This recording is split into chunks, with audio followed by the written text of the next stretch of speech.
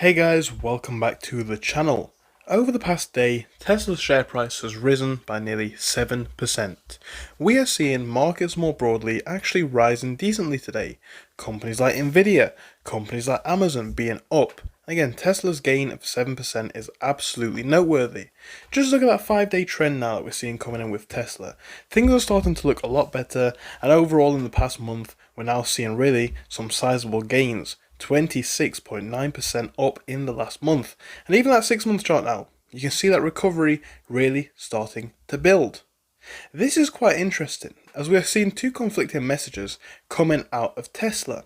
We are hearing about the potential for a $500 Tesla stock price target coming up, apparently due to no problem with vehicle demand.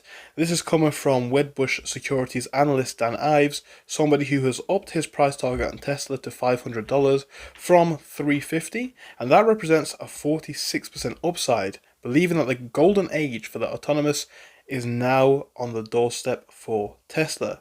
This is quite interesting because he is somebody who has essentially modified his price target for Tesla a few times this year, sort of reflecting on the market conditions that we've been seeing recently. But the idea is that essentially with the robotaxi, with the latest technology from Tesla, there could be an increase in the company's share price.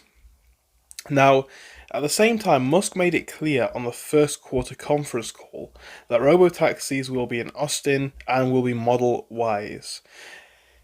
This is quite interesting, and whether it actually changes the fortunes for Tesla, we will see. We know a lot of people view Tesla as more of a technology company anyway, and we know a lot of people are betting big on their technological ambitions rather than perhaps the cars themselves. That comes at a time where we are seeing Tesla's sales really plunging in Europe. This article is actually coming from today, and we're still seeing sales in April plunging 49%. This really is sizable, as the US carmaker has sold just 7,267 vehicles in Europe last month. That's a nearly 50% decline compared to last year of the same month. This is really quite stark. Now, at the same time, the EV sector, again, a time where Tesla really should be capitalizing on, is actually grown by 34% year on year. So Tesla's market share is plummeting, the broad market for electric vehicles is growing.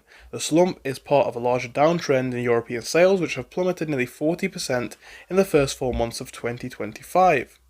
Obviously, Musk's political engagement and his association and alignment with Donald Trump isn't really helping the opinions and what most people think about the company.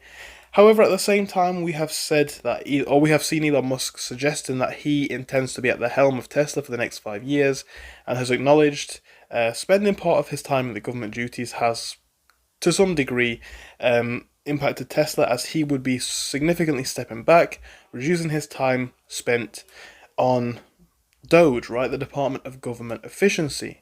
At the same time, competition is becoming very hot. We're seeing brands like BYD recently surpassing Tesla in EV sales, or pure EV, I should say, sales in Europe for the first time. Really quite important, as this does signal a big shift in consumer preferences and market dynamics.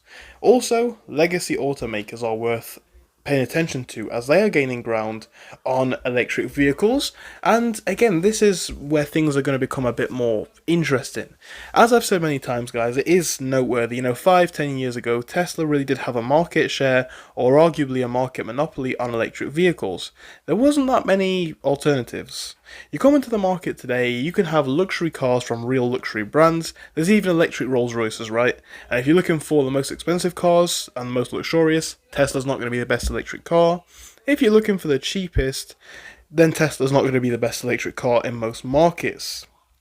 So the question is, how does this actually impact the brand? We're seeing Tesla's shares rise, and we're seeing Elon Musk suggesting that Tesla could really see major growth in the near future, but will the actual facts back this up? Well, in Europe, the data seems to be very worrying. Let me know your thoughts on this in the comments, guys. Thank you so much for your time, and do let me know what you think. Goodbye for now, see you soon.